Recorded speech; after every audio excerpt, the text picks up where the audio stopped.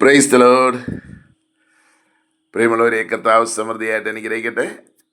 ഇന്നത്തെ മനപ്പാഠവാക്യം 1 തീമോഥെയോസ് 4 അധ്യായം 12-13 വാക്യങ്ങൾ.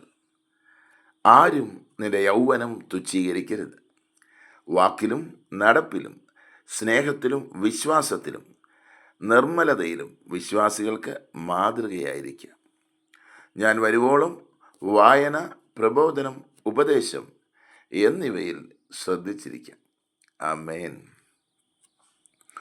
പ്രിയമുള്ളവരെ, പൗലോസ് പരിശുദ്ധ ആത്മാവിൽ തീമോഥെയോസിനോട് പറയുക, നീ പയ്യനാണെന്ന് കരുതി ആരും നിന്നെ ഒഴിവാക്കുവാൻ ഇടവരരുത്. വാക്കിലും നടപ്പിലും സ്നേഹത്തിലും വിശ്വാസത്തിലും നിർമ്മലതയിലും വിശ്വാസികൾക്ക് മാതൃകയായിരിക്കണം. ഹല്ലേലൂയ.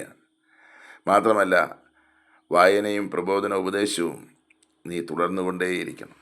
അതേ, കർത്താവുമായിട്ട് നമ്മുടെ ഊഷ്മളമായ ബന്ധത്തെ നാം എപ്പോഴും നിലനിർത്തുന്ന പ്രാർത്ഥനയിലൂടെ, വചനധ്യാനത്തിലൂടെ, കർത്താവിനോട് ചേർന്നിരിക്കുന്നതിലൂടെയാണല്ലോ.